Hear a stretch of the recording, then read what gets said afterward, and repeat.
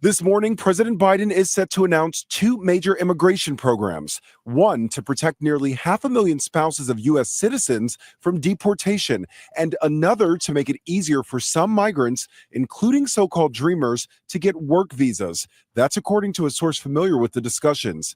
The first new policy would apply to undocumented immigrants who have been married to U.S. citizens and have been living in the U.S. for more than 10 years, allowing them to apply for legal permanent residence without leaving the country. Some children would also be protected. Essentially, this new policy that would be aimed at keeping families together. So a U.S. citizen who's married to an undocumented spouse wouldn't have to be apart from their spouse for a long period of time just to get this legal status that they are already eligible for. Another new policy, according to two officials, would streamline the process for young undocumented immigrants to apply for work visas. In order to be eligible for this, you have to have received a higher education degree from an institution here in the United States, and also an employment offer in a field that aligns exactly with that major or degree that you received here. Biden has been under pressure from immigration advocates after his executive order went into effect last month, strictly limiting asylum requests on the southern border. Why is this announcement so significant today? This could be the administration's way of showing, hey, look, we are very clear-eyed about the fact that we need to restrict asylum,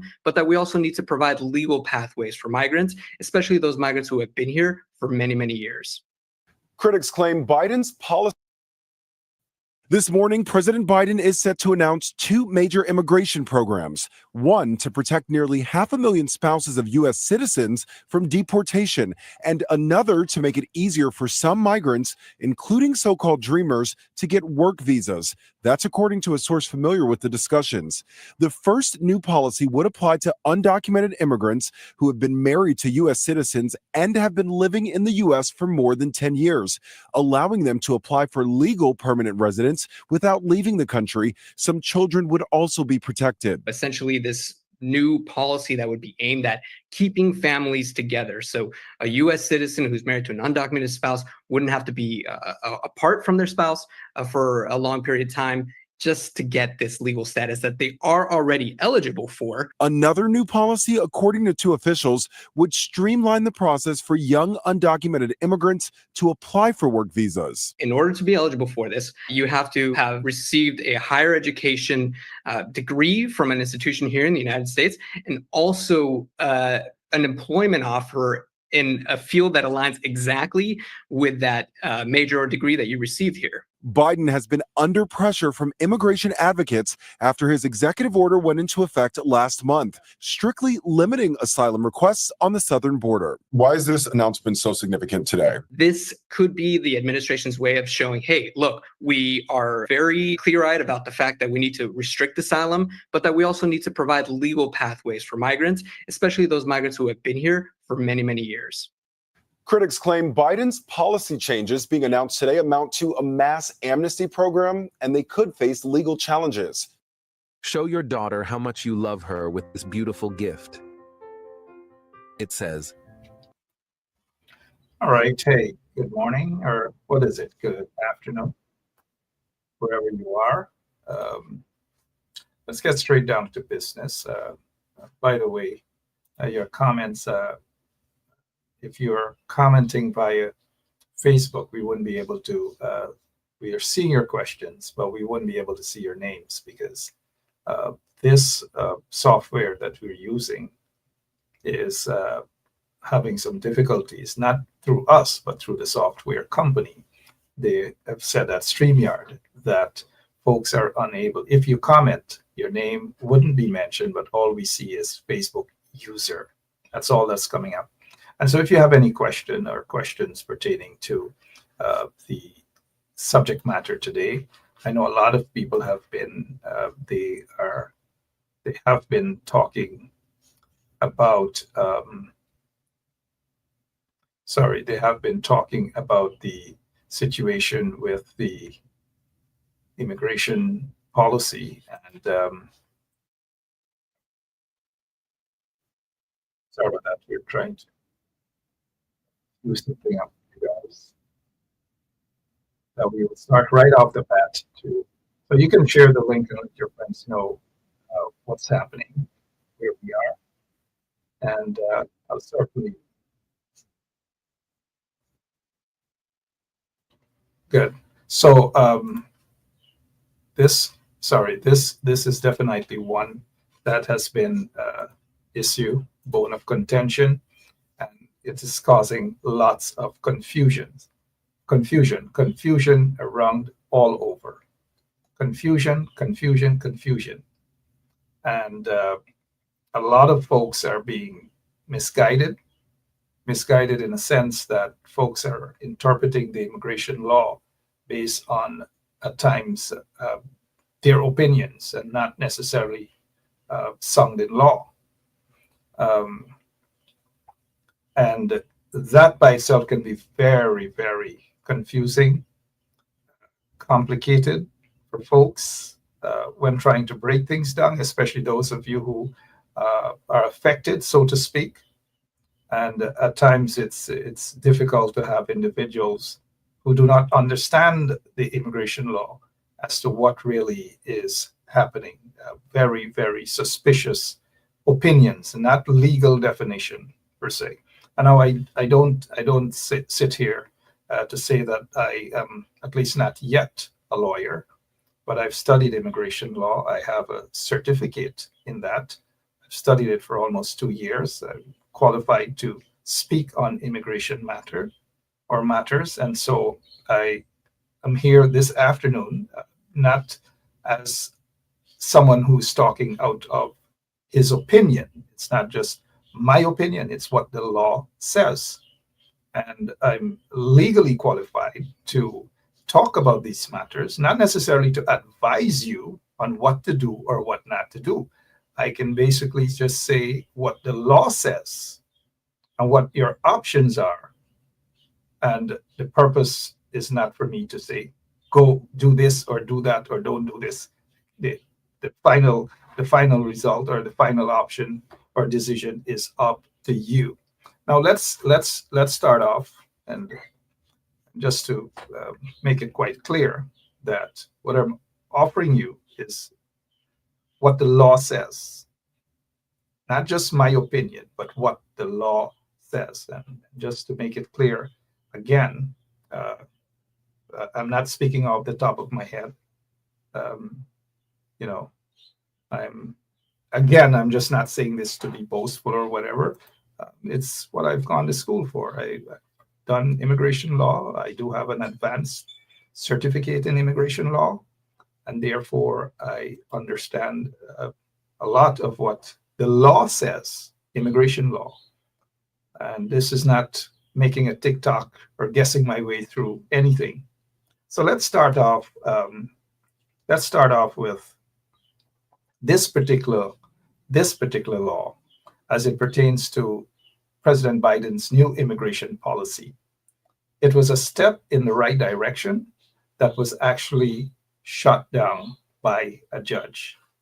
And the judge recently, and is according to this U.S. News article, judge strikes down Biden immigration or Biden administration program shielding immigrant spouses from deportation.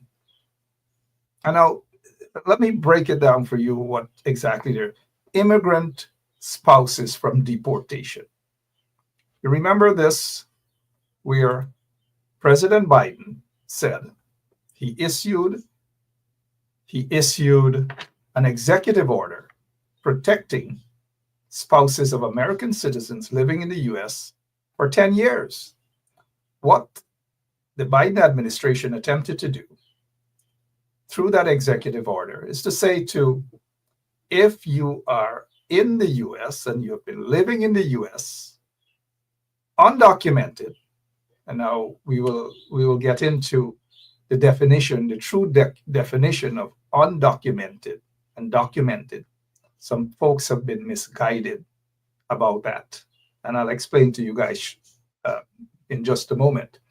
So the Biden law or executive order attempted to shield and protect individuals who are or who entered the United States of America as we would say in Guyana, backtrack. You didn't come through the legal port. So if you have been living in the US for 10 years and you didn't come through the legal port, it simply means that you do not have a stamp in your passport to prove that you entered the country legally. Biden decided that he's going to issue an executive order to protect individuals as such. One, if you're here and you didn't get your passport stamp, you didn't get a visa to enter the United States of America, he wants to protect you guys. Hence the reason for that executive order. After the executive order was issued, folks had until, I believe, was it June 27th or so, to get married. But you had to have been living in the United States illegally. Illegally. You came on a boat, you came through you ran across the border or something. That's the description. That's what President Biden attempted to do, fix that. And you have been living in the US for 10 years. Those who fall under that category would have been protected by this new Biden law. They would have been protected by this new Biden law. And so this is where President Biden wanted to protect those of you who have been living in the US illegally for over 10 years and married now to a US citizen. The time to get married to a US citizen, if you fall in that category, is long gone.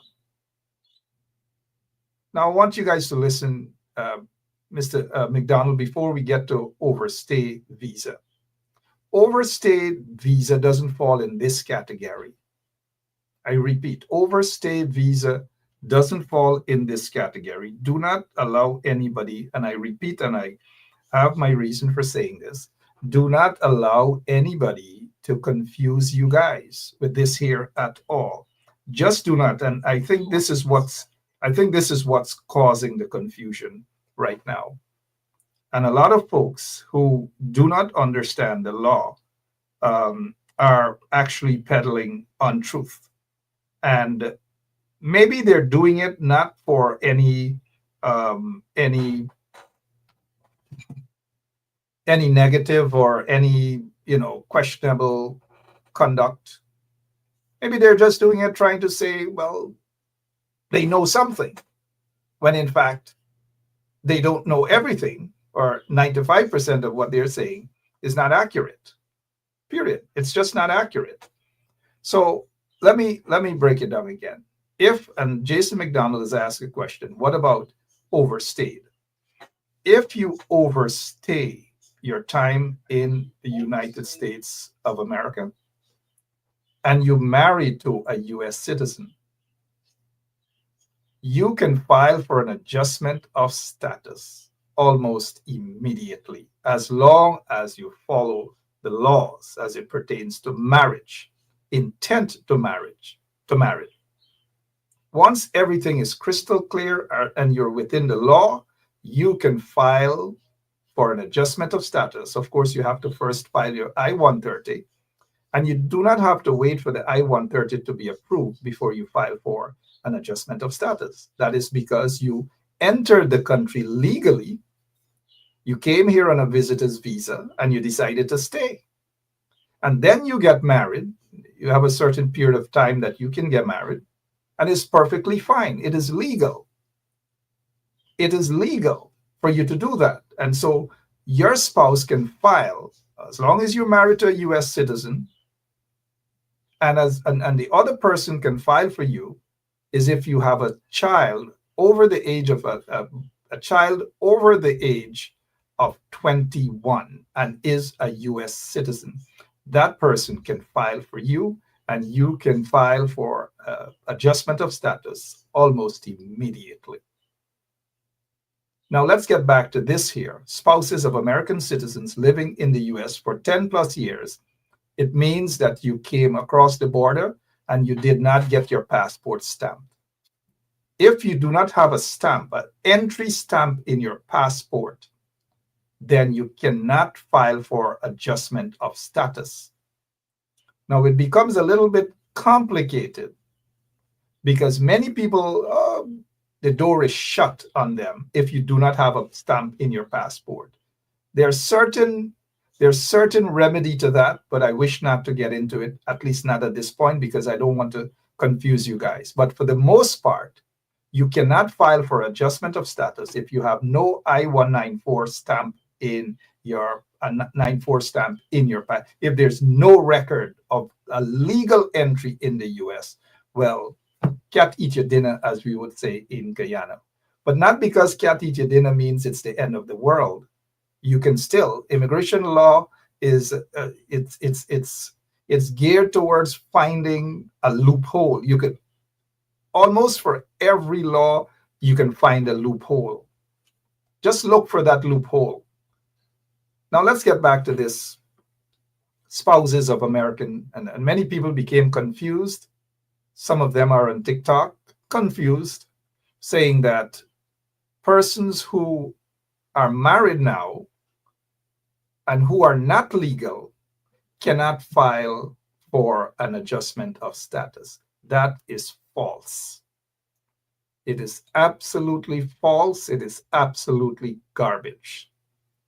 If you are currently in the United States of America and you came on a visitor's visa, or you have any other type of visa, non-immigrant visa, whether it is a student visa or whatever, and you decide and you overstayed your visa and you married to a US citizen, or a child, or you have a child who's over the age of 21 and is a US citizen that files for you, you are entitled, based on immigration law, you are entitled to file for an adjustment of status after the filing of I-130. It means filing for an I-130 means by a US citizen, spouse or child over the age of 21, it means that you have a visa immediately available for you. Hence the reason you can file for an adjustment of status. If you are the holder of a green card and you marry someone who has overstayed his time or her time, it doesn't remedy the situation. Immediately, it doesn't remedy. The person goes at the back of the line and they have to wait many years before a visa becomes available. So it's a bit tricky. You cannot file for adjustment of status if you are a green card holder filing for your wife or your husband. They have to wait until a visa becomes available. So take, for example, if you are the holder of a green card and somebody says your girlfriend or your fiance, and you marry her or you marry him, there is no quick fix to that situation until you become a US citizen.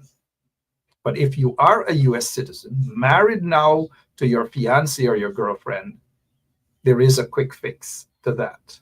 And that quick fix is file the I-130 and then the adjustment of status. Now that law has not changed. I repeat, that law has not changed. Contrary to what some folks on TikTok are attempting to say, it is very misleading and it is confusing a lot of you guys who are panicking at this moment, and maybe rightly so. Now, what that adjustment of status, the court is talking about here is if you're in the country and you do not have an I-94 record to prove that you have entered the country legally. It means that you're in the country, you came in the country illegally. Now, you can still be illegal in the country and came through legally. Like what Jason has just asked, right? If you came through the country on a visitor's visa and you overstayed your time, you now become illegal. But the politically correct term for that is they use it out of status. That is what they say now, out of status. Many years ago, they used to say illegal, but now they say out of status.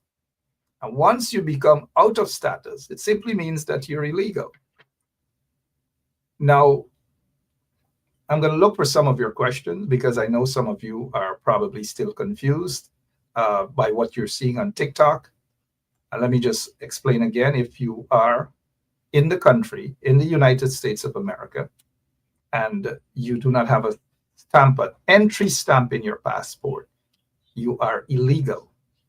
And if you married to a US citizen before the time that President Biden asked you guys, which I think was June 27th of this year, that you had to have been married to a US citizen, you had to have been in the US for over 10 years, and you do not have any criminal record. That's another key thing. No arrest, no criminal record, and these sort of things. And then it's a smooth pathway. So we thought, until the court stepped in and the court says, hey, no, not so quick. We're not agreeing. We're putting a hold on this whole process. And so some folks have already sent in their applications, having spent 10 plus years in the US as an illegal immigrant, came through the border illegally. And so that by itself is on hold. It is on hold. Nothing else has changed. If you're married and you have overstayed your time, you're married to a US citizen, or your child, you've overstayed your time, and you have a child who is a US citizen, they can file for you now, and they can file an adjustment of status for you now. Do not be confused, guys. Do not be confused. Some folks say that I'm saying good morning. It's good afternoon. Okay, fair enough. It's good afternoon. The other thing is undocumented. Let's make this clear. Let's be pellucid about this. An undocumented immigrant is not an immigrant, just an immigrant that ran across the border, or an immigrant that does not have a stamp on his or her passport.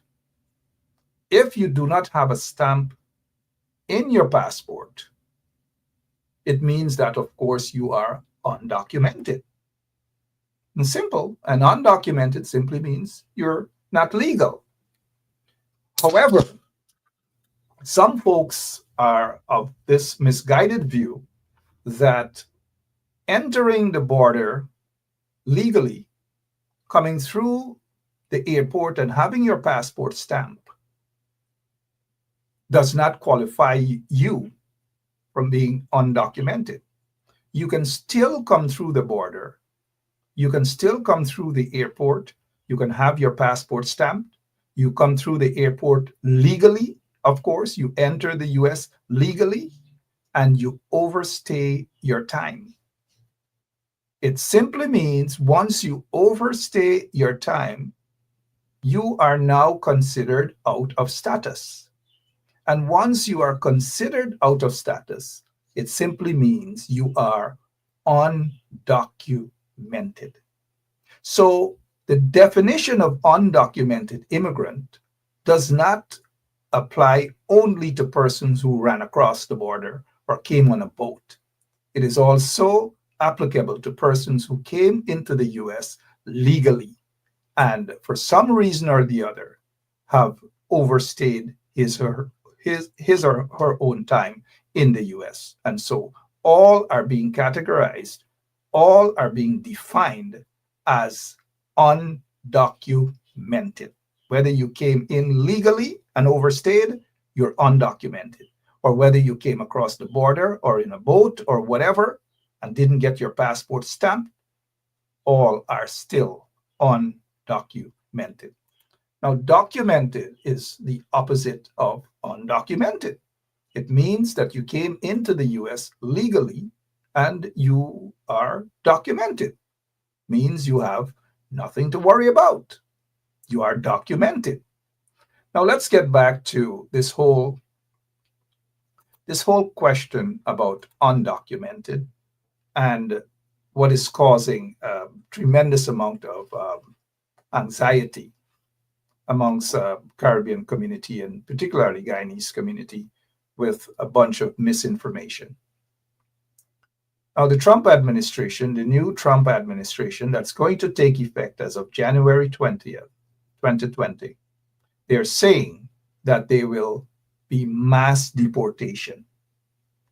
The mass deportation that they have, at least thus far, outlined is they will be targeting undocumented, and I repeat, the emphasis on undocumented, meaning those who are in the country and are out of status. And like the politically correct term is out of status, but they actually mean those who are in the country illegally. Now we'll start with that, those who are undocumented. Trump is saying that the undocumented immigrants in the United States of America, there will be several phases. The first, they will target those who are undocumented and those who have a criminal record, those who came across the border undetected, those who are part of gangs, regardless of the country. Those are priority for the Trump administration. So if you're part of a big gang, a drug gang, whatever criminal gang, and so forth and so on, you will be targeted. That's the priority. That's what they're saying. They have other low-lying fruits, so to speak, those who overstay their time, and there are lots of people who have done that. They are targeted as well, but the priority are those who have a criminal record and have slipped through the border, because that's what they slipped through the border. In order to come through legally, you would have to be 10 printed. And 10 printed, I'm sure you guys know what that is. And so that's what basically the target is all about. Now, there might be other immigration changes. Again, I repeat, there might very well be other immigration changes, executive orders, and so forth. But as of now, no one knows what those changes can be. No one knows what the executive orders are going to be. People are speculating, lawyers are speculating, and maybe for reasons, and rightly so. It is okay to have an opinion as to what may be and what may not be. And so you need to be prepared for whatever the situation is. And Trump is not going to be easy on immigration. He's not. Some of the immigration laws and policies that were allowed for the past 4 years, maybe 14 years, maybe 15, 20 years, Trump will make an attempt, and I repeat, make an attempt to challenge. So let's say, for example, there is an executive order on persons who abuse their visitor's visa. And abuse their visitor's visa simply means that if you have a visitor's visa, and this is not, I'm just using this as an example, mind you. I'm not saying that this is what's going to be, but if persons who have a visitor's visa and they come to the United States of America, and they spend 5 months, and then they go back to Guyana or wherever, and 2 months after they return, to spend another 4 months. 2 months after they spend another 4 months. And then they leave again, and then they come back and spend another 3, 4, 5, 6 months. Now, you've got to be very careful with that. And I wouldn't, mind you, I'm not saying that's the case. So don't call up people and say, Mark said this is going to, I'm just saying that that may be an area that they will come down heavily on as well, as the length of time folks with visitors visa spend in the United States of America. They may want to target that and to reduce the allotted time, which is 6 months, to maybe 2 months or maybe 1 month. Because the question basically is, who comes on a vacation for 5 months and 6 months? Who takes vacation for 5 or 6 months? So you guys got to be careful with that. Again, I'm not saying that that is going to be targeted, but that is always a question. Some of you, when you come through the airport, sometimes, unfortunately, some folks are sent back because of the length of time they spend on a visitor's visa, 4 months, 5 months. And some of you may have got had a situation where your phone was taken by the officer. They ran through your phone. And what they look for is any sort of evidence that you probably were working in the United States of America, which is a violation of the law. So if they see you spent several visits, you spend 4 months, 5 months, close to 6 months, 4 months, 5 months, close to 6 months, they will automatically assume that, you guys can repeat, automatically assume that you're working in the United States of America. So you've got to be extra careful. And I've said this before, that visiting the United States, not because they gave you, some folks would say, hey, they give you 6 months. No, they don't give you 6 months to stay. They don't give you 6 months to stay. They don't say you have 6 months, you could stay 6 months. They don't. Based on the law, you have within 6 months to return to your country. Within 6 months. Not, hey, Jason, you could stay 6 months. No, they're not saying that. They're saying you have within 6 months to leave. It's up to you to decide on how you want to utilize that.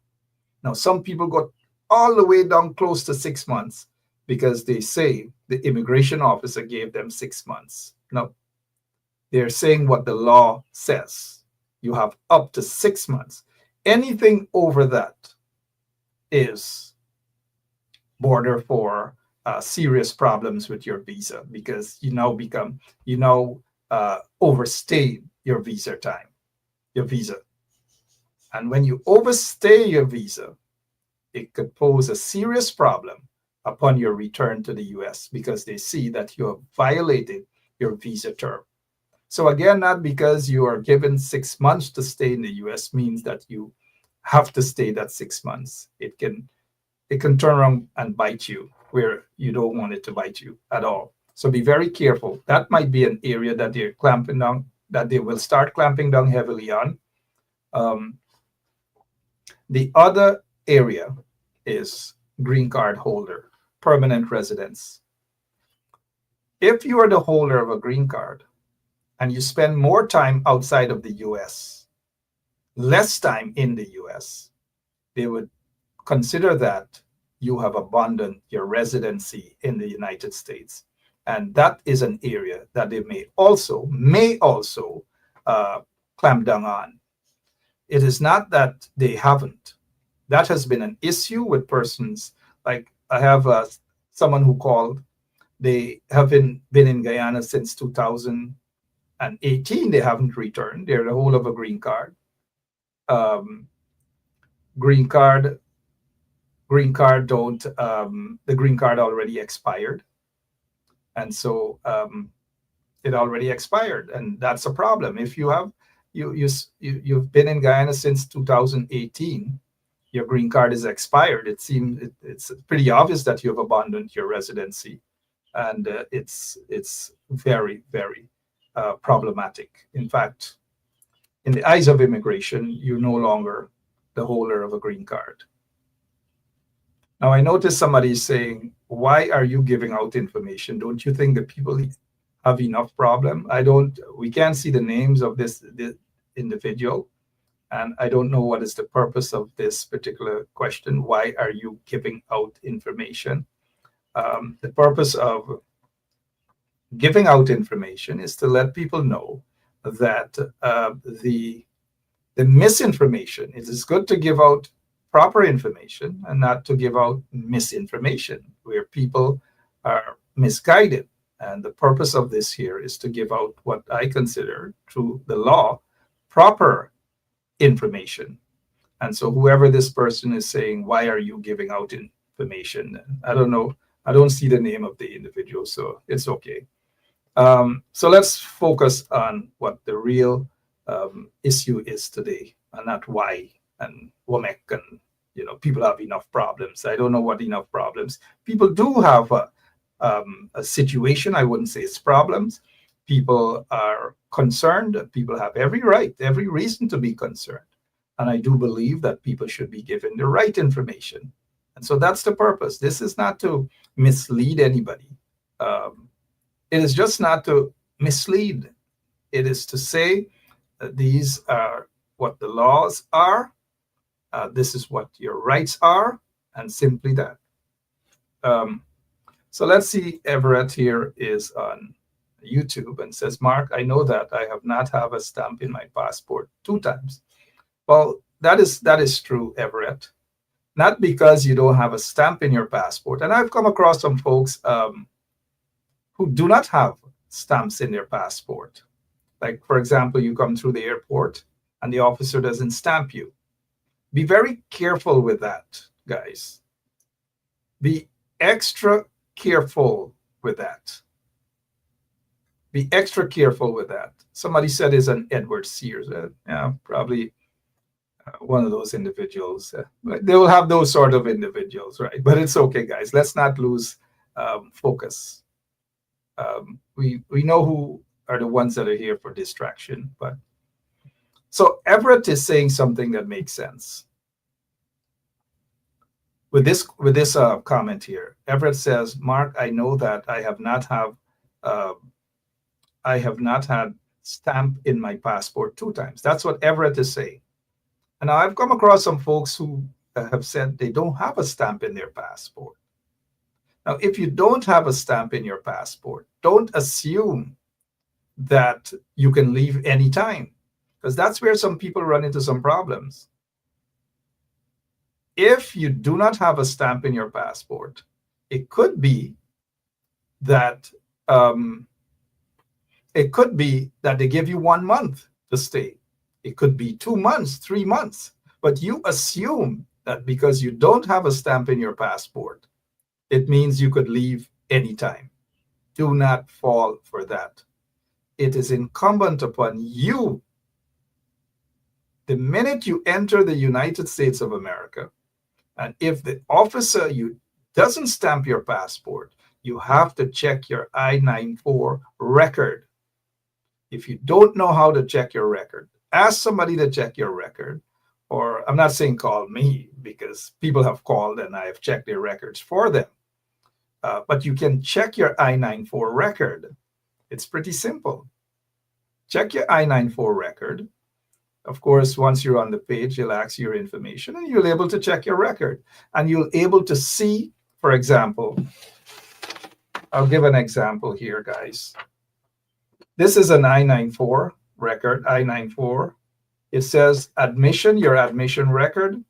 It says arrival issue date. So if you came in today, you will see that your I-94 record will show that you arrived today. Today happens to be the 11th of the 11th month, 2024.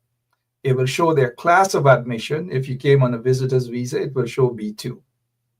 And it will show how long you've been admitted for. This person has been admitted for 6 months. So if this person doesn't check his or her record, they wouldn't know that they have been admitted for, they're allowed 6 months. It doesn't mean that they have to stay until 6 months, right? But if someone doesn't have a stamp in their passport at the airport and they walk away thinking that, oh, the officer didn't stamp my time, man, it means that you could stay. No, that is where a lot of folks get into some problems, because you don't check your I-94 record. And the officer may have given you 1 month and you thought that you got 6 months, or you could stay however time you want to stay because the officer. And then your friend now got his or her passport stamped for 6 months and you won't in stamp and you feel everything is okay. And then unknown to you, you were only given 1 month. But you end up now playing big man or big woman, so to speak, and decided that, yeah, your friend got 6 months or your cousin got 6 months. The office ain't stamp you passport, so you must say, you assume how long you could stay. Do not assume how long you can stay, because it can come back to haunt you. And it came back to haunt a lot of people who assumed that they got 6 months. They didn't check their I-94 record. Some of you right now, just type in I-94 and go and check your record once you came on a visitor's visa. And even if the officer stamps your passport, still go and check your I-94 record so that you can get a better understanding as to what's happening and how long you have to stay. I noticed a question, because I'm not seeing your names unless you are on YouTube. So again, this is just for information purpose, and I'm following what the law says, mind you.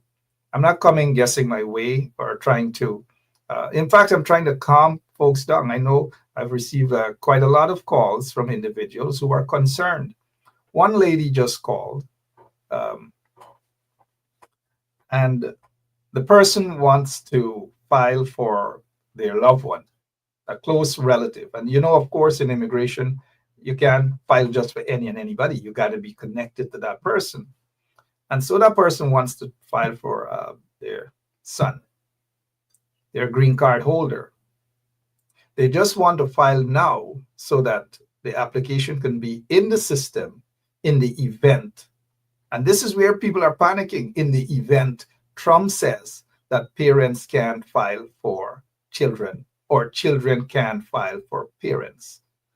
I can put my head on the block that that's not going to be the case. Again, I sometimes put my head on the block for things, and there are some things I'm not putting my head on the block for. But I can put my head on the block that immigration laws will not affect parents filing for their children. It will not affect children filing for parents. It will not affect husbands filing for wives or wives filing for husbands. Now, I want to dig more into that, but I just don't want to at this point in time, other than to say it is not going to affect individuals in those categories. What may happen, though, is how the filing happens. Again, I do not want to speculate, but I have a suspicion that they might have a change in how you can file. But there wouldn't be a change to eliminate that you, as a parent, a citizen of the United States of America, or whatever, a citizen of the United States of America, that you can't file for your parents or that you can't file for your children. That is not going to change. It is not. I doubt that Trump's administration will do away with that. Now, there might be some changes in the approach to filing. There may be some changes in the approach, but outside of that, I wish not to speculate. I'm just saying that it is impossible that that will change. So folks, do not panic in that area. But what was said, a caller was concerned, was that if she files now, and she's the holder of a green card, whether that will have any sort of effect on her child. The first question I ask is, you are the biological mother of the child? Yes. How old is the child? 22. 22 and a green card holder. There's no immediate fixture there at all. No immediate fixture.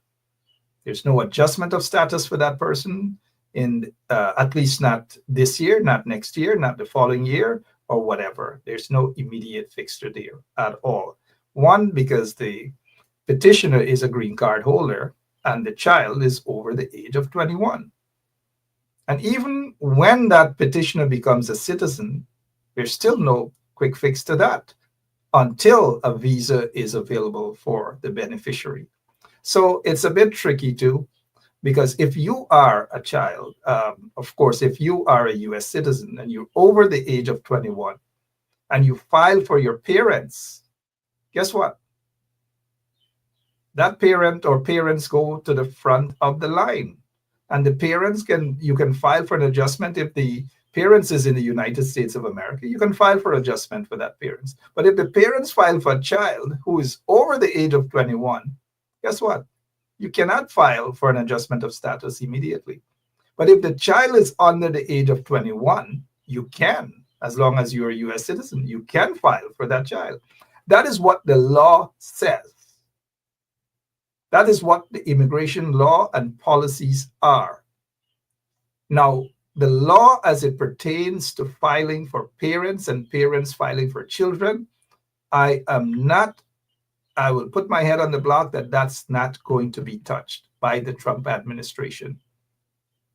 However, is how you file, maybe how you file.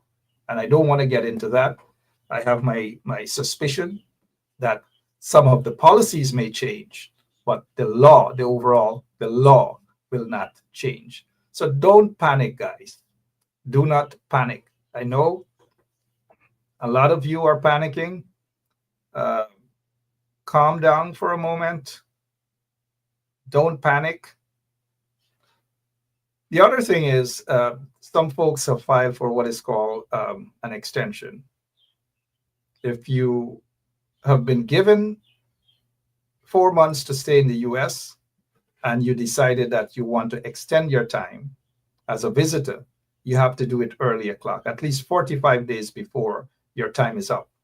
So it gives them time to review your application. And you have to have good reasons, maybe medical, whatever it is, but the reason has to be good. You can't say you want to stay so that you can go down Fifth Avenue and shop, or Flatbush Avenue or Liberty Avenue and buy little fish, or Flatbush Avenue and buy little fish too. No, you have to have a good reason. And once you file for that extension, there are two things to expect. Of course, you can expect a response as early as possible. But if the response goes beyond your time in the US, keep your fingers crossed, guys, that you get a favorable approval. But if you leave the United States, let us say 1 month after your time has expired in the US, your stay, and your visitor's visa's extension is approved, it will not affect your visa. But if it is not approved, then read between the lines. And so those who have pending documents out there for extension, keep your fingers crossed, and prayers are intact for you guys. So, guys, again, let me say, the I-94 record is pretty easy to look up. Just type in I-94 and check. If you are here on vacation, check the actual time you are allowed to stay in the United States of America. One person spent about 4 months in Guyana, 5 months in Guyana, and they come back to the US, spend a week, go back, spend 3 months, come back, spend 2 weeks, go back, spend. Be careful with that, because what you're saying in the eyes of immigration authority is that you live more outside of the US than inside, and you're just coming to the US to visit, even with a green card.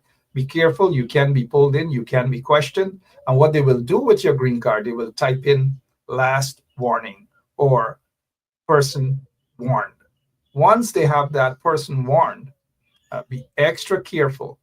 If you have that warning, consider yourself slightly lucky, because they can take your green card away and give you what is called a notice to appear in court.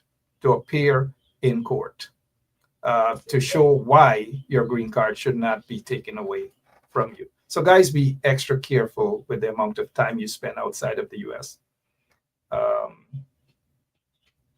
Somebody say they went to Illinois in July and came back August. My passport didn't get stamped. I don't know who this person is, but if you went in July and you return in August, there's a likelihood that you spent less than a month or 3 weeks. So you might be, and your passport didn't get stamped. It's always, and I repeat, it's always best that you check the I-94 record to ensure that you're given not 2 weeks, not 3 weeks, not a month, or just to see specifically the time that you've been given to stay in the US. Check your I-94 record, guys. What else is it? Somebody's saying, what about citizens who are living outside of the United States of America? Citizens living outside of the United States of America can stay, in most cases, or if not all, for as long as possible. For as long as possible. As long as you have that blue book, you have nothing to worry about. In most cases, you have absolutely nothing to worry about. What you have to worry about is if you have a green card. Just be extra careful. If you have a green card, you've just got to be extra careful, guys. And again, of course, you have reasons to panic. I know a lot of folks have been calling. They're panicking. And I can't blame these people for panicking. They are in that predicament. They are in that predicament. And so let me go back to the Biden law. And as you guys see it here, the judge strikes down Biden administration program shielding immigrant spouses. A federal judge on Thursday struck down a Biden administration program that will allow unauthorized immigrants to marry to American citizens to get legal status and streamline path to U.S. citizenship. So the judge, the U.S. District Court Judge, J. Campbell Barker, an appointee of President Donald Trump, found the program violates U.S. immigration law, agreeing with a lawsuit filed by Texas and more than a dozen Republican-led states. The ruling is a major defeat for the outgoing Biden administration, which argued the policy known as keeping families together, promoted family unity, and so forth and so on. And so that is what this case is all about. And I'm sure it's going to be appealed. Maybe it will go all the way to the United States Supreme Court. And you know what happens at the United States Supreme Court. You just got to keep your fingers crossed on a lot of cases. So this judge decision has to do with only those spouses who do not have stamps in their passports. Who do not have stamps in their passports. If you came to the U.S. legally through a visitor's visa or maybe, student visa, you are perfectly fine. This law does not affect you. I repeat, this law, this ruling by the court does not affect you if you came to the United States with a visitor's visa and you overstayed. This law, I repeat, does not affect you at all, period. However, we don't know what's going to happen as of January 20th. And I do not wish to speculate. But what I do know, in my opinion, is that some immigration laws will be very, very hard for the Trump administration to just dismantle by the click of a finger. Someone is saying, let me see this question here. Mark, can one join the U.S. Armed Forces if they are undocumented? Flat out, no. Let me just take a sip of this Coca-Cola. The answer to that question is No. If you are undocumented, and undocumented simply means, again, just to repeat, because some folks are very confused about it, undocumented means that if you ran across the border, came on a boat, and you didn't have entry stamp in your passport, you are undocumented. You are also undocumented if you came on a visitor's visa, or whether B1, B2, or whatever form of non-immigrant visa, and you overstay your time, you are considered legally, in terms of immigration law, undocumented.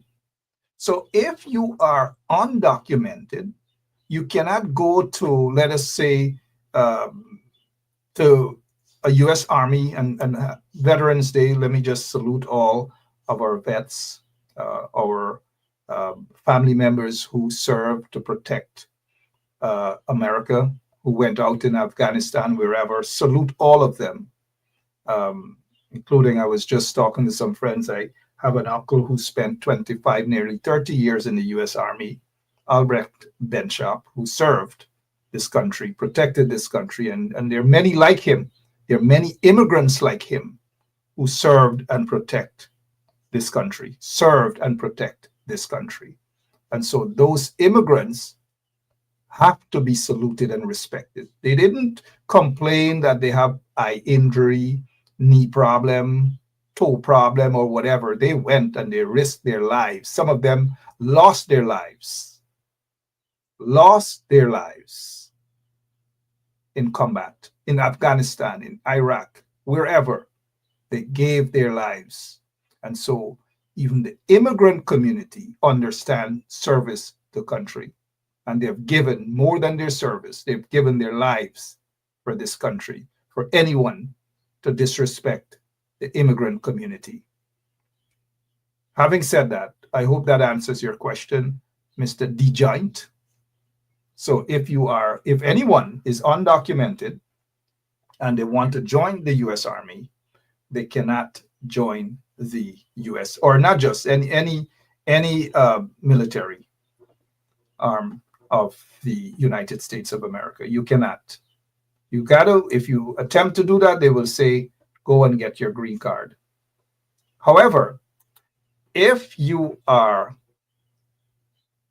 the holder of a green card and you join the U.S. Army or military, it is a way to fast track your citizenship. A lot of folks have done that. They fast track their citizenship. They got it in a short space of time, and they're able to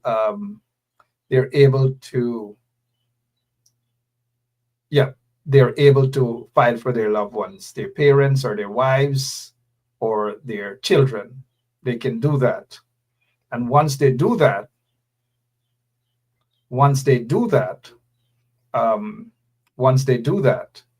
the military will fast track their citizenship.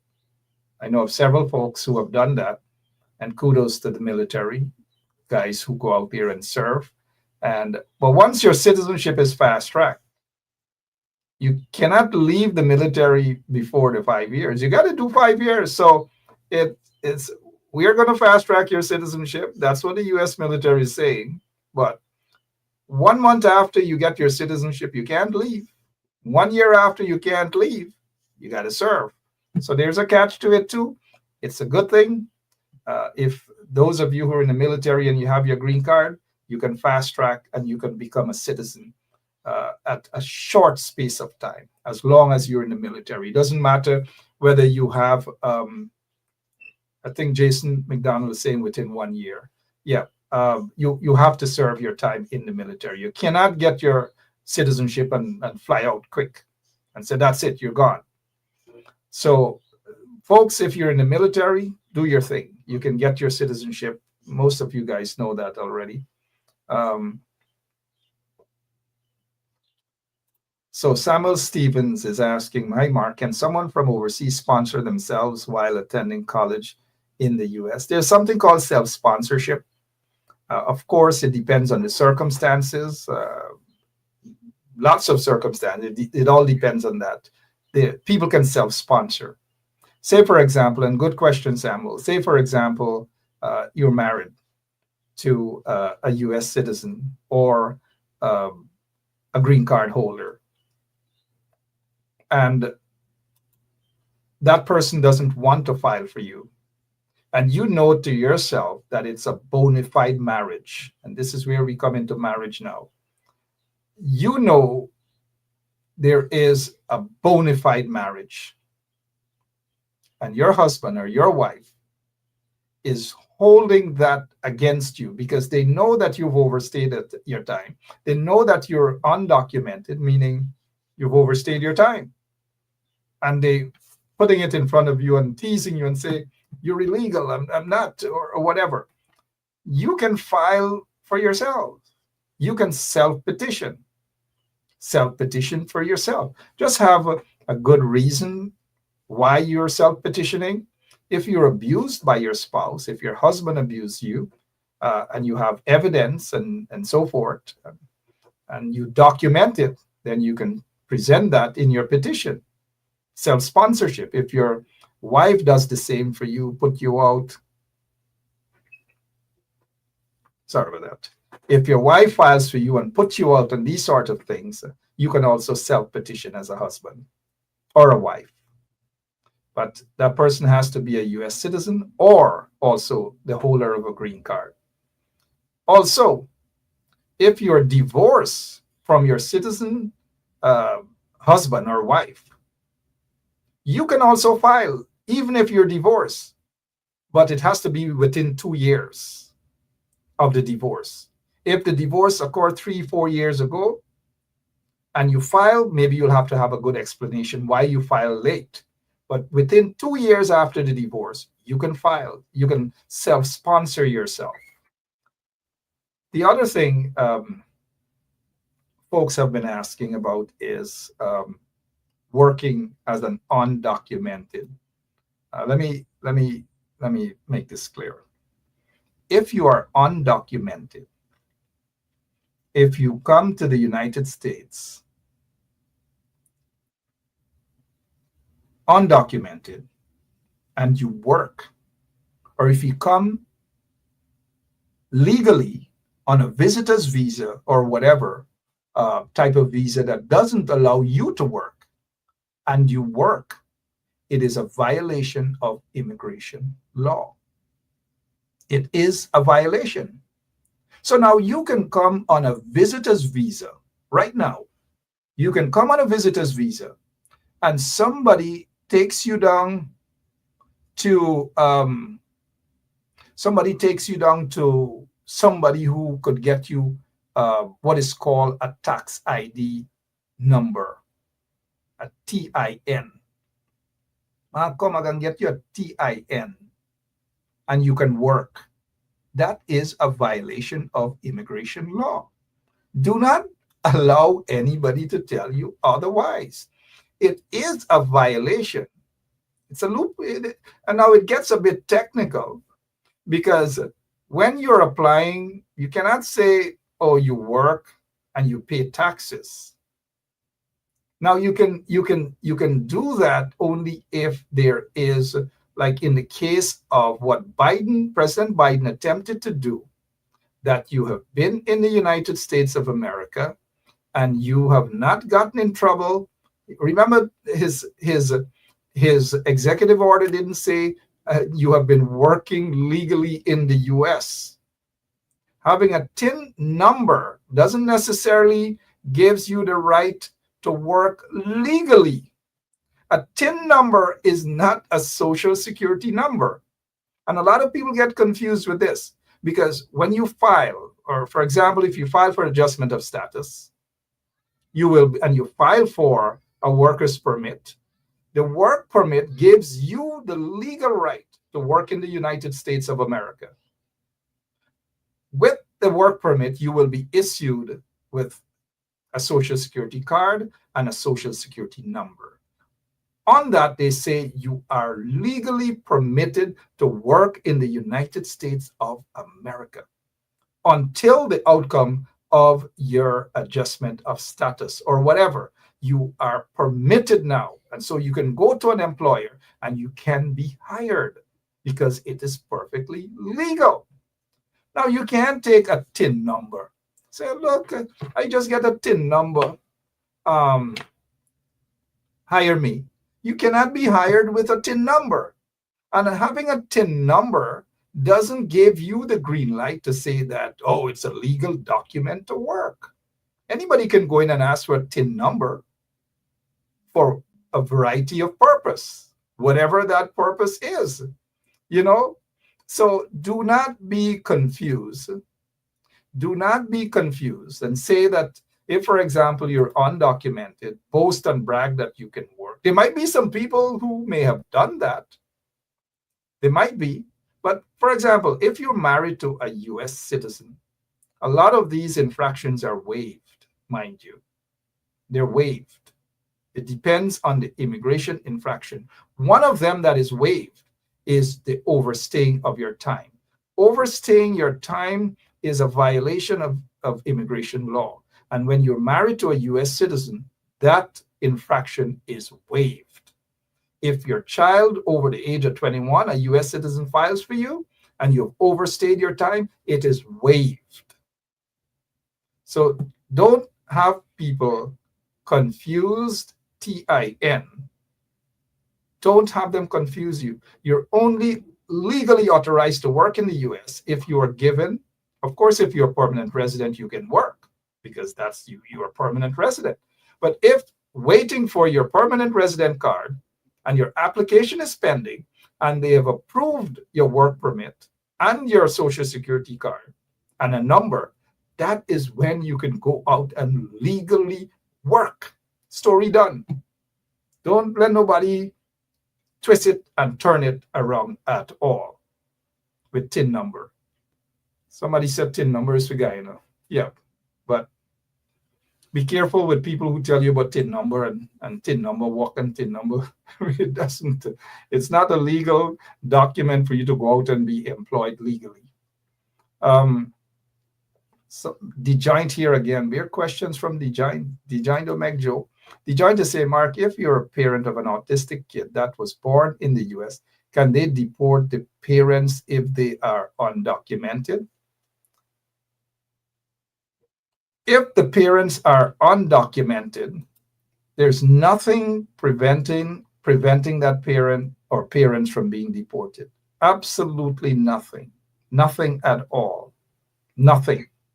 However, what the judge, because you have to go in front of an immigration judge, and based on the evidence presented as to why you should not be, and they will check your criminal history, they will check whatever it is, you're an upstanding person in your community and so forth, those things can factor in to the judge's decision as to whether to deport or not.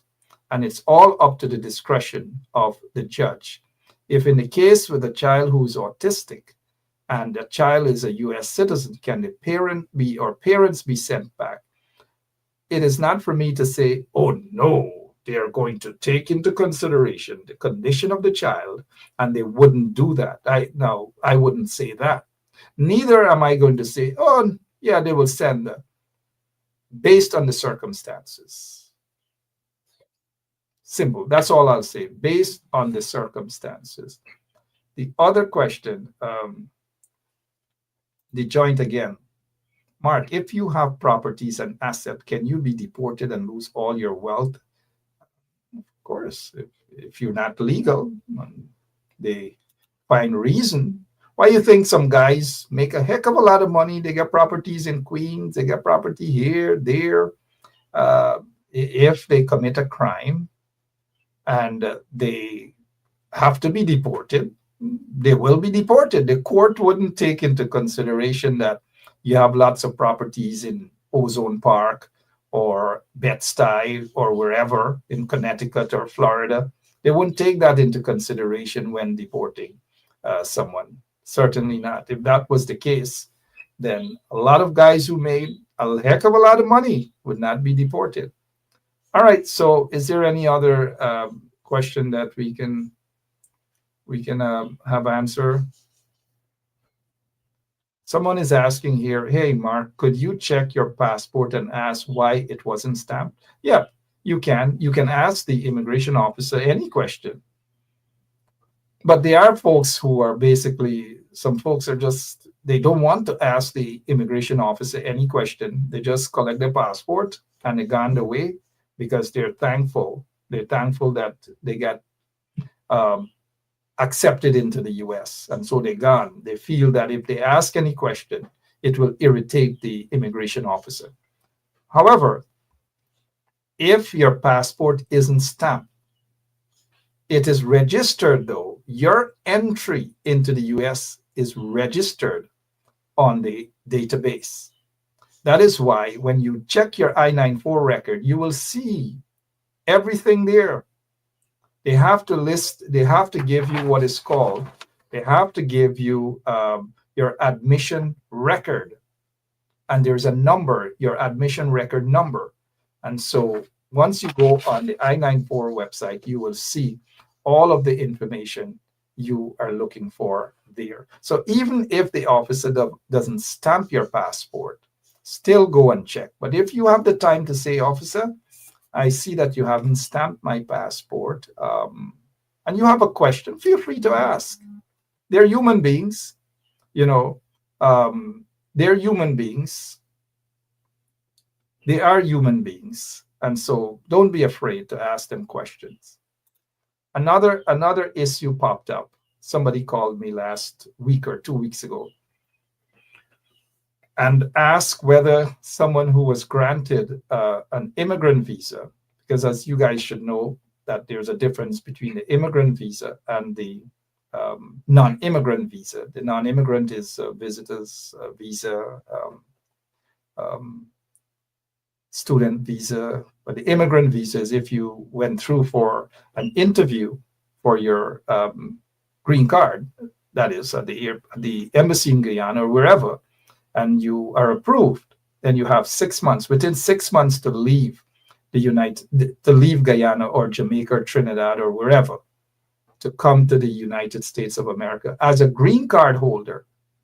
Now, you become an immigrant officially when you touch down at the airport, whether it's Miami airport, whether it's New York or wherever. And when you have your passport stamp and everything is in the system and you're cleared to go, you've been accepted and you give all the required documents to be put into the system, that is when you become a green card holder, because you have been accepted officially. Being granted approval at the embassy doesn't make it official. I repeat, it doesn't make it official. It becomes official when you enter the United States of America and you have your passport stamp with all of your A number and everything is listed there at the airport. Now, the reason why I brought that up is I said to someone recently that immigration officers at any airport or port of entry, they have the authority to accept or not to accept. So not even if you have your visitor's visa approved in Guyana, Barbados, or wherever, not because you have your immigrant visa approved means that all is well. You can have an immigrant visa, your visitor's visa approved, and when you touch down at JFK, the officer can deny you entry.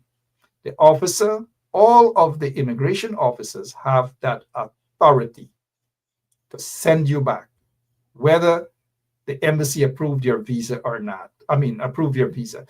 They can send you back. That is the power the immigration officers do have, and you can't question it. You can also have an immigrant visa. You can also have a green card, and you can be sent back if there's a violation of the law. So be extra careful, guys, in what you do, and do not take a lot of things for granted. The other thing that I ask, do not just jump on TikTok all over the place, because everyone has an opinion. And it's okay to have an opinion, But if your opinions are not based on what the law says, what immigration law says, you can confuse people. And what I've observed is a lot of people are offering their opinions. And based on their opinions and not on immigration law, that is where people are becoming more and more and every day confused about what is going to happen to them. And when someone contacts me, all I say to them, I'm here to tell you what the law says. I'm not here to speculate. I'm not here to offer my opinion.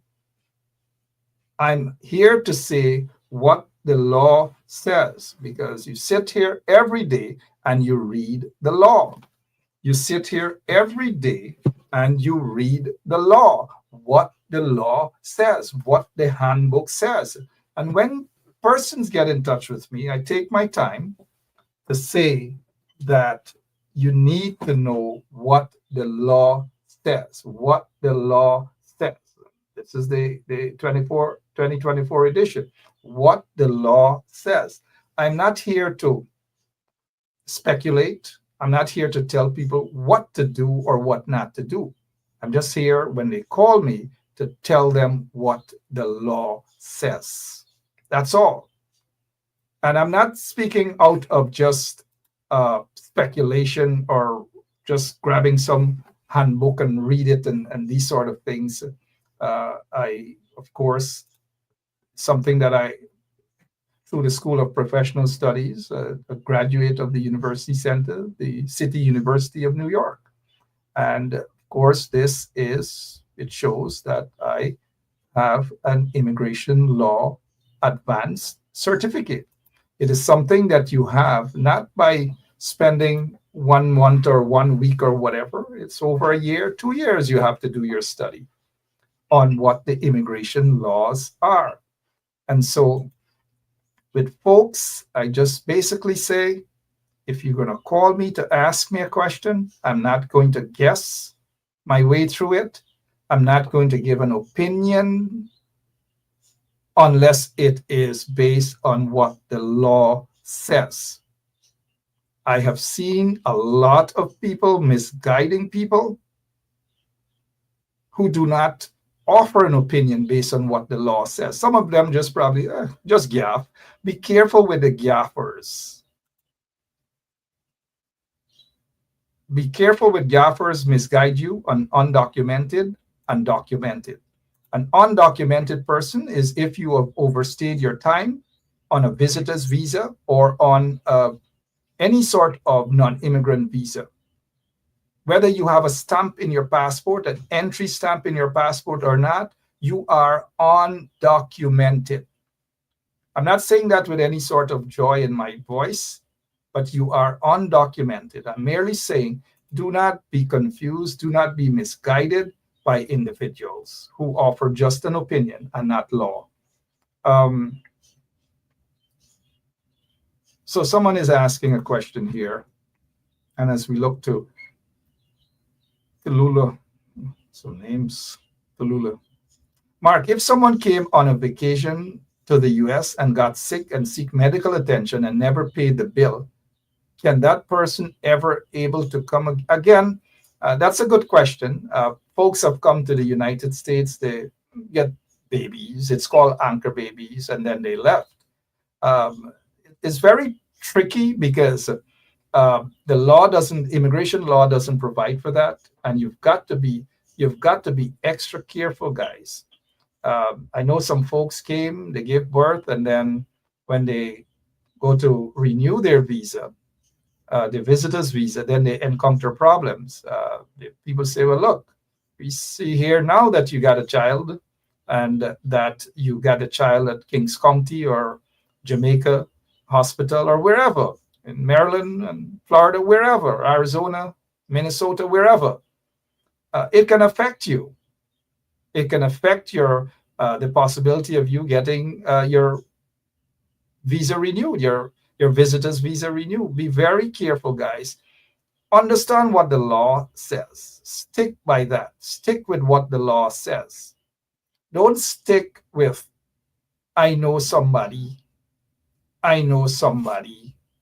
who did this and it didn't affect them. Or I know, as Guyanese, that is all. They always know somebody that said this and somebody that get through. This is what I say to individuals. Your case is different than the other person's case. Not because the other person was lucky means that it's going to be the same for you. Not because the other person's case was handled in such a way that your case will be handled like that. Your case is being treated, or cases are being treated individually based on the evidence. So not because somebody's case got through in 3 months, 4 months, 5 months mean that yours is going to get through. And not because yours is not done within that time frame mean that there's something wrong. It simply means that the officer might be taking his or her time, and that the officer's workload might be hectic, or the officer might have put your case on hold while they gone on vacation, a month or 3 weeks or whatever. The circumstances are different. So please do not rate your case with somebody else's cases. As Guyanese girl, Marcia, I hear this body get through. Don't worry what Mark's saying. It's okay, it's fine. But I'm just here to tell you what the law says, right? What the law says. And I'm sticking to what the law says and not my opinion. Let me see here. Machu saying, Mark, in 1988, when he became a U.S. citizen, it was $25. How much is it now? Well, the price has gone up. U.S. citizenship is $760 now. $760 for citizenship. $760. If you are married to a U.S. citizen, you can file for citizenship within 2 years and 9 months. Well, it's 3 years. But the reason they say 2 years and 9 months, it gives the application some time to start processing in the system. And as long as you pass that 3-year line, they will then prepare to issue you an interview date. So guys, just be careful with these sort of things. Be careful with those who just offer an opinion with no solid basis on the law, what the law says. And we got to stick. And I say to people, do not call and ask me anything outside of the law. Let's stick to what the law says. And I will only guide you or give you my opinion based on what the law says. And whatever the law says, you will now decide on what your options are. I'm not going to tell you what to do or what not. You will decide what your options are. I wouldn't say to somebody, go and get married now. I'm going to say what the options are, whether to get married or to have a child who is a U.S. citizen over 21 to file for you. If your child files for you, but this is what I would say, it seems that is I don't want to say a better route, because the evidence you have to present, if your U.S. citizen child files for you and that child is over 21, you have to prove that that is your biological child. You have to prove that there's a connection. And of course, that's all you have to prove, that there's a connection to that biological connection. If it's a stepchild that's filing for a stepfather or a stepmother, and here's the catch, your marriage to your husband, if your husband is going to be a stepchild to Machu or Marcia, you and your husband, or your wife and your husband, of course, you'll have to get married before the child turns 18 years old. If the child is over 18 when you guys get married, for immigration law and purposes, that child is not considered a stepchild for immigration. That child, in order to file any immigration benefits for that child, the child has to be under the age of 18 at the time you guys get married. Note, at the time you guys get married. So if you get married and the child is 22 and the child is filing for his or her stepfather or stepmother, it can't happen, because you got to show the child's birth certificate and then to see the date of birth. And then when they see the date of birth and they see the marriage certificate, then they will know the child was over the age of 18 when you guys get married. So just be careful with that as well and understand. Again, I'm just telling you what the law says, not my opinion. Now, somebody's saying, when is son filed for a mother? How long does it take? If the child is a U.S. citizen and over the age of 21, then that child can file for his or her mother or father. And if the mother or father is in the U.S. legally through the port of entry, either a visitor's visa or whatever, or even if they become undocumented, because as long as you overstay your time, you're automatically undocumented. That child can file for his or her mother as long as the child is a U.S. citizen. The child cannot file if he or she is a green card holder. And the child can only file for parents and siblings. The child cannot file for grandparents. Grandparents cannot file for grandkids, and so forth. And understand, how long will that take? If the parents, in this case, the question is, when a son filed for mother, how long does it take? If the mother is outside of the U.S., that mother can get through within a year and a half. Within a year and a half. Or less than 2 years, I would say. Now, here's the trick in this. If it's the other way around, and mind you, for that child, that son to file for his mother, the son has to be 21 years and older and is a U.S. citizen. If he's a green card holder, he cannot or she cannot file. Now, let us look at it the other way around. If the mother files for the son, and the mother is a U.S. citizen, the mother can file. Even if the mother is a green card holder, the mother can still file. But if the son is a green card holder, he cannot file for his mother. Now, here is the trick in this. The mother gets through possibly within 2 years. But if the mother files for the son and the son is over 21 years old, guess what? The son goes at the back of the line and the son has to wait almost 15, 16, 20 years before he gets through. He will be lucky if he gets through earlier than that. Why? Because there's a huge backlog of cases. And any sort of decision under the Trump administration to mess with certain policies, it will probably double or triple the backlog of cases in places like Guyana. So I'm just setting, based on facts, because if you have almost 30 to 35,000 of backlog cases in Guyana alone, just imagine if policies change, what will happen with that backlog? Somebody said, can a mother file for her 33-year-old daughter? Of course. Stella Quillette. Of course the mother can file for her 33-year-old daughter. But if the 33-year-old daughter is outside of the U.S., it's going to take probably until she's 43 or even 53 years old before she gets through. If the daughter is in the United States of America and the mother files for her, nothing changes. The daughter still has to wait 8 years, 10 years, or whatever before a visa becomes available. And during the waiting period of that daughter, guess what?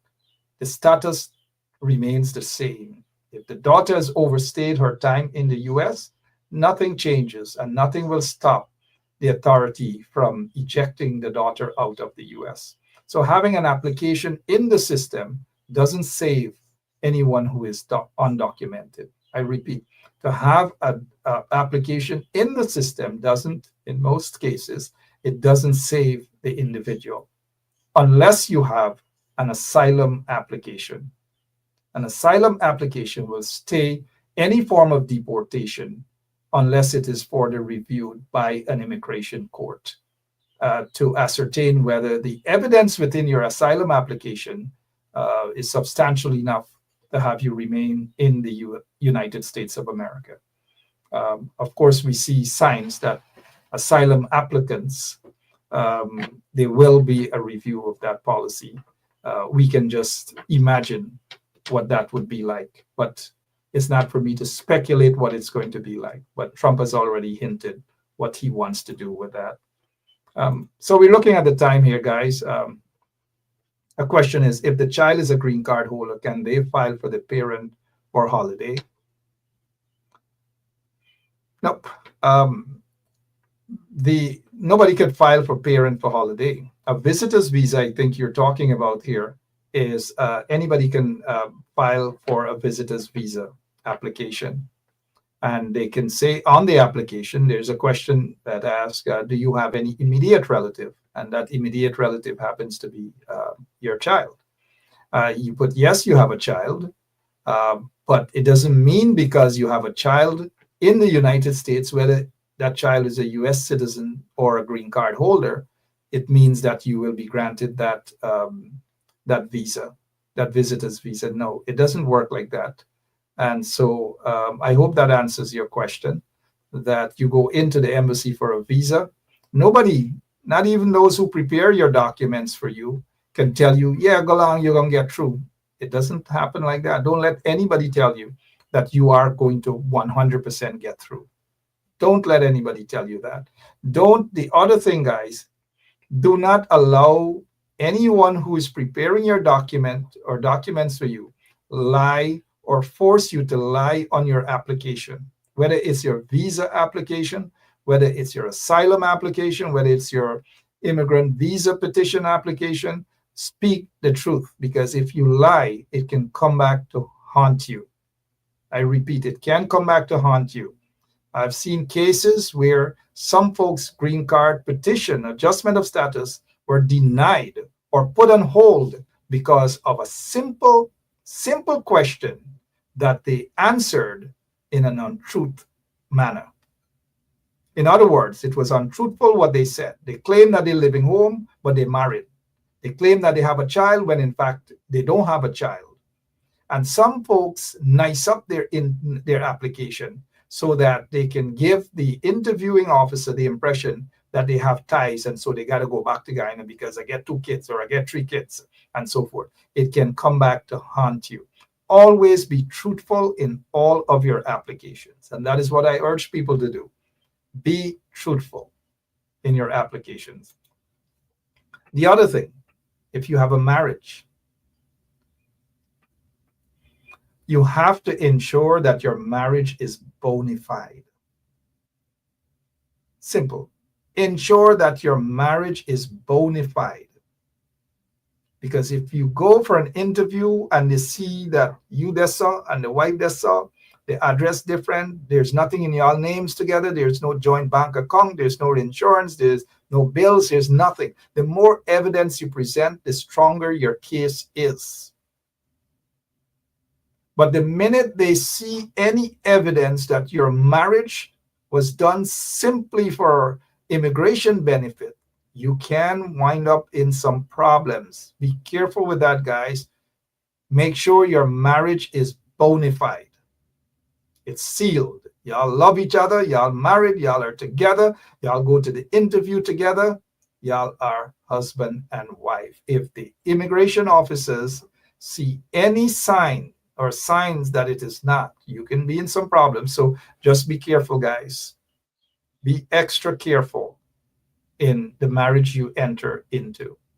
And if time comes for you to go to the interview and your husband or your wife change his or her mind and they don't want to go, y'all know what happened there, right?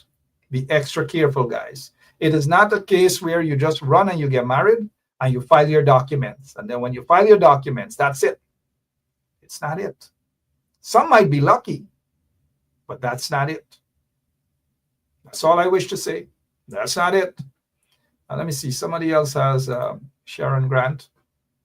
If I have a 10-year visa and have a child over 21, can they file for you while you're in Guyana? Of course, they can file for you. They can file for you while you're in Guyana, of course. But that child has to be, of course, 21 years of age and is a U.S. citizen. Then that child can file for you. Sometimes when you go in for a U.S. visa and they see that you have an immigrant petition, sometimes it can affect you in getting that visa, and sometimes it doesn't. It all depends on who the interviewing officer is and the discretion they decide to use on that day. It's all up to their discretion. And getting back to the U.S. visitor's visa, don't let anybody tell you that they can get a visa for you and you can get through and you can. It doesn't work like that. It doesn't. You fill the application out, you be truthful, you go in there, you be honest. I sometimes I say to people when they're going for their citizenship or even for the U.S. visa or whatever, don't spray up the whole bottle of cologne, man. You know, don't dress with no fancy thing. A nice simple blouse, a simple shirt. Go in there looking nice and respectful, and just be truthful. And then they will review. Of course, they review your applications ahead. And based on how you respond to the questions and so forth, the officer might be inclined to use his or her discretion in granting you that visa. Don't let anybody tell you go in, you're going to get through. Don't. What they can say to you, and what I say to most folks, is that prepare, have a strong application. Be honest in your application. Pray, go in, and be honest. That's all. And keep your fingers crossed. Don't let anybody tell you you're going to get through. Okay, before we go, let me see here. One more question mark. If you're a married woman and your son filed for you, is it possible that your husband could go with you? Yeah, it's called immigrant family petition. So once your son files for you, then your husband falls under that category, and any minor child also. So always consult with whoever that is doing your application. Consult with a lawyer so that a lawyer can be able to give you advice on the matter, or individuals who understand the law that will be able to advise you on the matter. It's called family petition. Family petition. It's just like if you apply for a lotto visa. If you're the husband and you apply and you get through and you're listed as a married man and you have underage kids, all of them fall in that category in most cases. So always double check when you're doing your application or someone is doing the application for you. Sometimes a little, as human beings, a little slip now and then occur, but those slippage can be rectified. But always be careful with what you put on your application. Quickly here, someone mark what the requirements in petitioning for fiancé visa. Yeah, fiancé visa is you have to say, for example, if you have or Matthew, if you have you're courting someone in Guyana right now. I'm just using that as an example, sir. I'm not saying that you are courting someone in South or up the East Coast. But what I'm simply saying is that and you visit, you have to show evidence that you have visited that person within the year. And once you have evidence that you have visited that person in South or on the East Coast, or she's in Linden, wherever, and you have the evidence that you visited, you know each other, you have photographs and so forth, then you can apply for a fiancé visa. And when you apply for that fiancé visa and you show them the evidence, then they will review the evidence and everything, and they will make a decision. They can make a decision within 2, 3, 4, 5 months, 6 months. Sometimes it can take longer. It depends on the workload of the officer or the lockbox where you sent your application to. So once that visa, that fiancé visa is approved, then you have to schedule an appointment at the local embassy now, because it doesn't end like that. Your fiancé visa is approved over here. It doesn't mean that your fiancé now could buy a ticket and jump on the plane. No, you now have to apply for a fiancé visa now in Guyana. and they will review the documents, call your fiance in for an interview, and to ensure that it is not a fraud. And once they are satisfied, then they will issue that fiance visa for your fiance to travel. Once that fiance travels to the United States of America, you pick her up at the airport as long as the officer let her in. You pick her up at the airport, you hug her, you kiss her, and guess what? It doesn't end that way.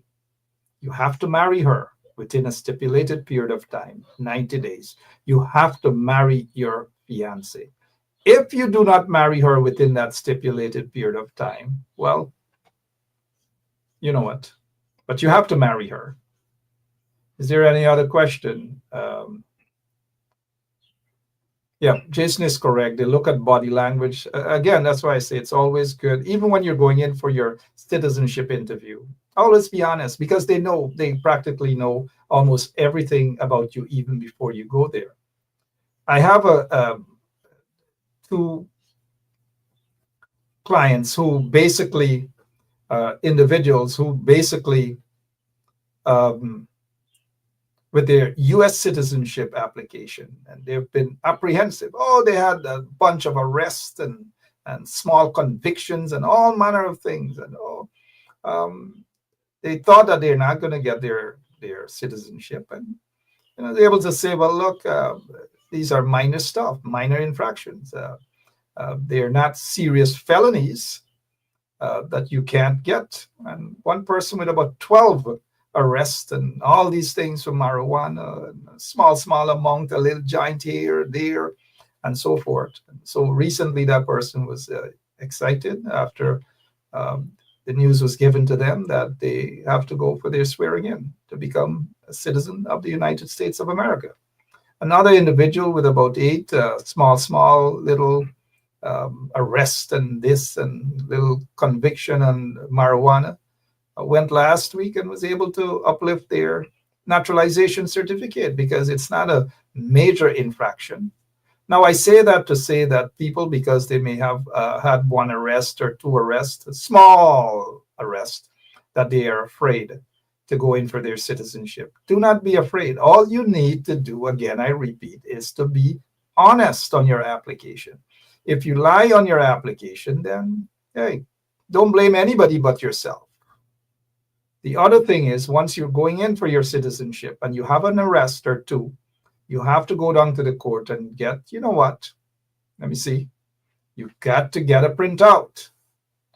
And you've got to get that disposition. You've got to get it. You have to get it. And once you go for your interview, tell the truth. And guess what? Nothing will stop you as long as you pass your tests, your questions, and they give you a little line to write and so forth. So do not be apprehensive in doing what is necessary as long as you know it's within the law and you are within your rights. Once you know that you're within your rights, do whatever that is necessary to ensure that you straighten yourself out. A lot of folks have taken a lot of things for granted, and at the last minute now, and that is where people are panicking because things that they were supposed to have gotten done 2 years ago, 3 years ago, they put it off. They put off their citizenship application. 760. They looked at that and all manner of things. And so there's a rush now. In some areas, there's a rush. And once there's a rush, you will find that the backlog will increase. The backlog in those applications will increase. The backlog in adjustment of status applications will increase. Lots of applications will increase.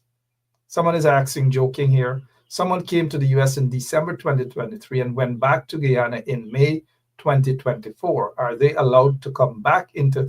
Now, I'm not here to say who's allowed to come back and who's not allowed to come back. So if the person entered, let's say, December, I don't know if it's the 1st December, the last day of December, but if it's December 1st, so you have December, January, February, March, April, May. You're looking at 6 months.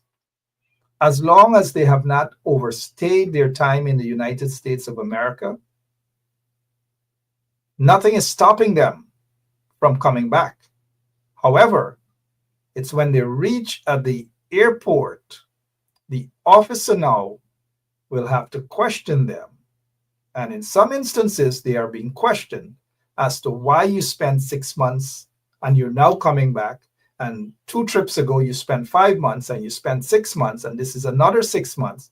They can question you and they can refuse you entry in the United States of America.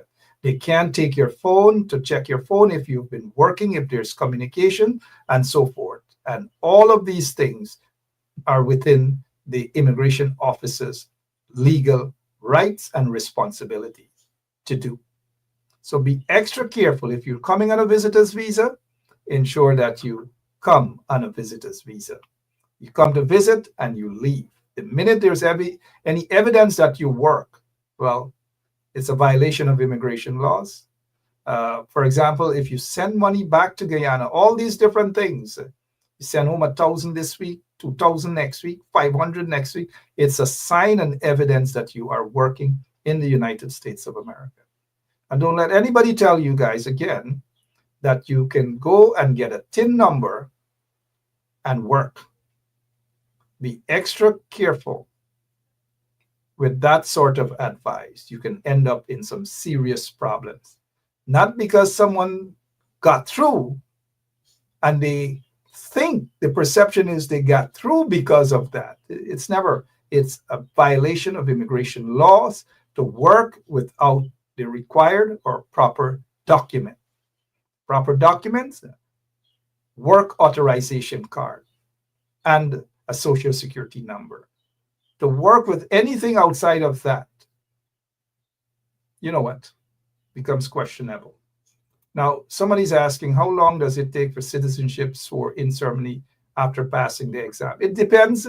You can be sworn in. I have someone who out in California was sworn in on the very day they passed their exams. On the very day they passed their exams, you can be sworn in. Not just in California, anywhere. As long as they have, if you go tomorrow for your citizenship exam and you pass the exam and they have a swearing in ceremony in another 5 minutes, 10 minutes, or whatever, you can be asked to be sworn in on the same day. You can be asked to be sworn in on the same day. If not, they will put you in line for that interview. That swearing in, it depends now on the amount of persons they have waiting for that. So it could be within 1 month or 2 months or so. There's no specific time frame. It all depends on where you have gone for your interview.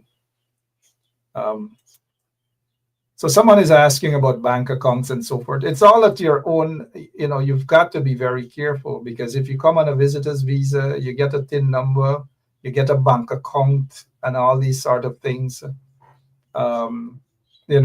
It's not like USCIS go checking your bank account if you get a bank account.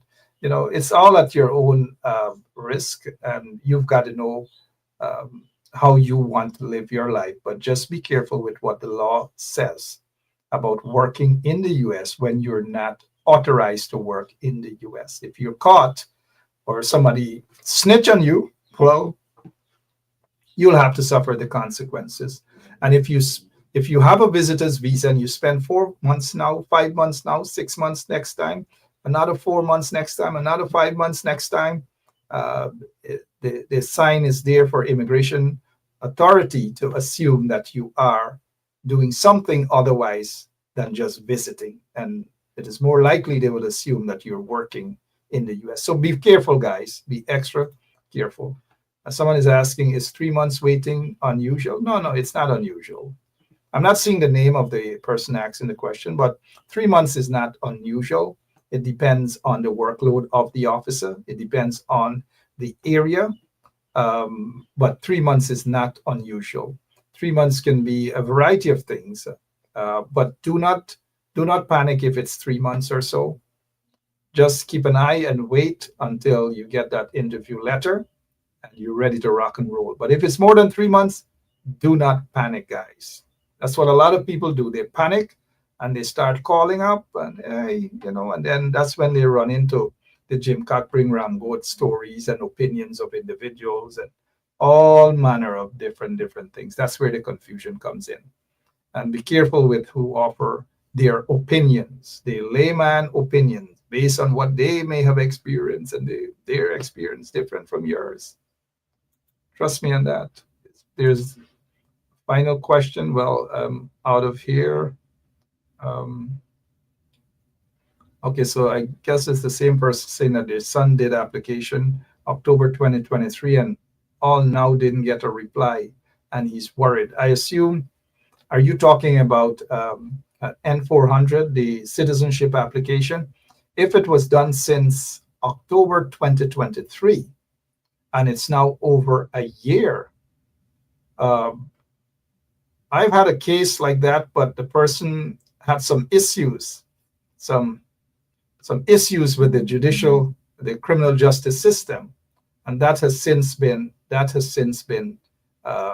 finished with, and that person is about to become a citizen of the United States of America. So I can't respond to your question unless I know the circumstances, and if you wish, because from October 2023 to now, it's over a year. Did the person finish their exams? Did they pass the exam? Awaiting a decision? I don't know. I don't know the circumstances of which you are asking me to respond to. I can just give you an opinion, but based on the law, but there's nothing here other than you say that since October. But what you guys can do, if you have any question or questions as it pertain, you can always feel free to give me a call, 917-714, and of course I'm on the air now, 917-714-1082.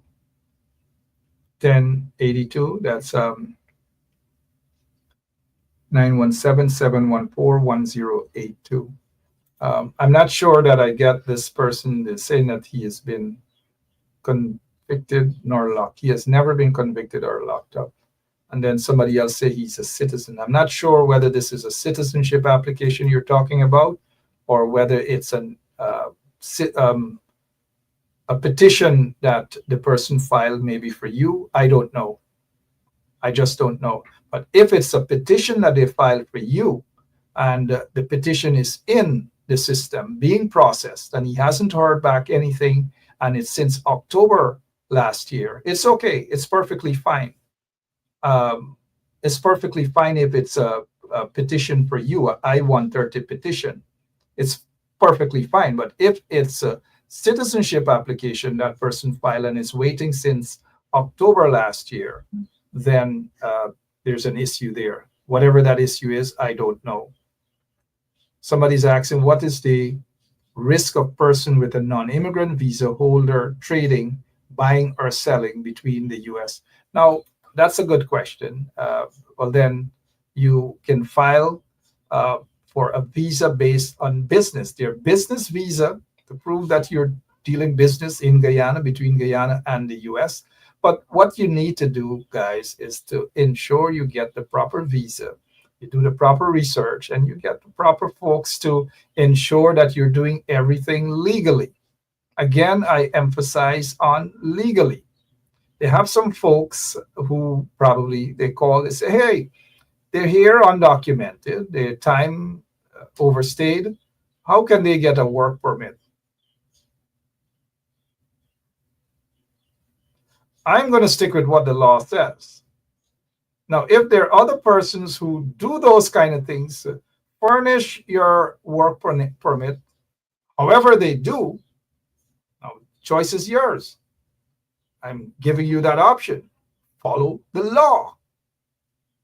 Follow the law. Because if you try a thing and you get your work permit, and the time comes for you to file for a petition, you may end up in some problems. Again, I am saying to individuals, I know people are desperate. Ensure that you follow the law, what the law says. I emphasize on following the law, what it says, because a lot of people a lot of people have encountered problems with, especially if they have had their applications filled out or done without following the law. And some of you know what I'm talking. Follow the law. Story done. Follow the law. That's all I can say. Follow the law. Do what is right. All right. Before I go, as a side note, I've noticed people, some people, not all, they have set themselves straight. They're now nice. They're green card holder. They're citizens. All manner of things now, and some of them are looking down on people who are now trying to get themselves sorted out. Some of you have to understand that you are in the same predicament that some folks are in right now. And don't make it difficult for them to succeed by bad-mouthing them. I see some of them on social media bad-mouthing them, laughing at people, like one guy I took, this is a Spanish guy, I think, I took a screenshot of what he was saying. It says here, and I quote, "Unfortunately, a lot of people in the Latino community have bought into the rhetoric of being anti-immigrant, even the immigrants themselves." He said, George Rivas' support for Trump is obvious. He features a MAGA burger on the menu at Sammy's, some grill out in Arizona. North Tucson, sorry. The restaurant he runs with his wife Betty. Rivas was born, and want you guys to listen to this. Rivas was born in El Salvador, was granted asylum at age 17, he says, and sees little connection between his life as an immigrant and those at the top of Trump's potential deportation list. So that person came as an asylum seeker, got through, and now you guys read between the lines, burning the very bridge that he has crossed. Now is not the time to condemn anybody that is faced in some sort of predicament or other. It's not the time to laugh. It's not the time to condemn. These are serious times. Families are involved. Husbands and wives and children and all manner of things are involved. Now is the time to stick together. Ensure that you follow the laws, but don't condemn people because of their situation. Some of you were in the same boat or worse off. Unfortunately, we see some of the immigrants, some of them even Guyanese, cussing out and condemning people who got to be deported, deport this person or that person. But when they were in the same boat, they were ducking and hiding. But now they're laughing. This is not a laughing matter. People need help. People don't need to be misguided. They need help. And they need help immediately. Do not confuse, do not make things complicated, and do not mislead the immigrant population, especially those who are undocumented and need help. I hope this has been helpful. Again, today's program was just to tell you what the law says and not to offer some wild guessing game or a simple opinion on something other than the law. What I've given you here today is basically what the law says, and that you should always follow the law, what it says. Those of you who are panicking, let not your heart be troubled. I know it's easier said than done, but if you have to fix your situation, do not hesitate in getting it fixed, whether by yourselves, whether by a trusted immigration lawyer or an immigration specialist. Get it done. Do not procrastinate any longer. There may be difficult times ahead, or it's just a situation to make people a bit paranoid. We don't know as yet. Do not panic. That's all I wish to say. Do not panic. Get what's done. Do what's right. But do not panic, guys. I'm with you guys. I'm praying for you guys. And I have an open door policy. If you need any opinion based on the law, I'm here for you guys. It's not a laughing matter. I know some Guyanese you would pray, you would swear to God that they were born here, and they're laughing at people who are in a situation where they need help. People need help. And just like some of you got help, some of you came backtrack, some of you did all sorts of things, but corrected yourselves. Give these other people a chance to correct themselves. Don't condemn them. Don't laugh at them, because it's not a laughing situation. I'm out of here. I think I saw somebody else with a quick question.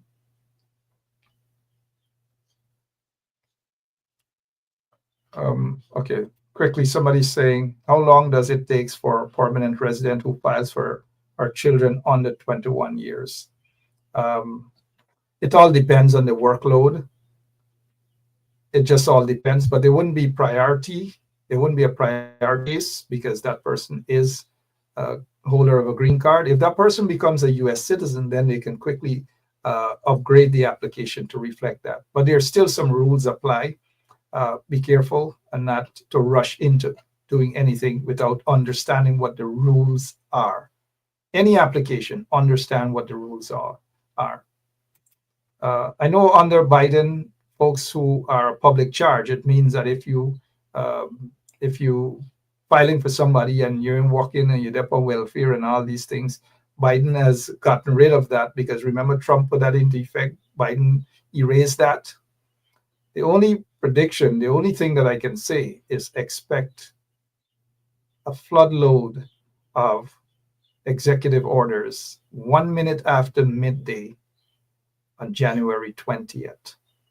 Not only on immigration, some immigration issues, but do not panic, some immigration issues, but a floodload of executive orders on lots of other issues, economic and otherwise. All right, let not your heart be troubled. Do the right thing and do it now. God bless you all.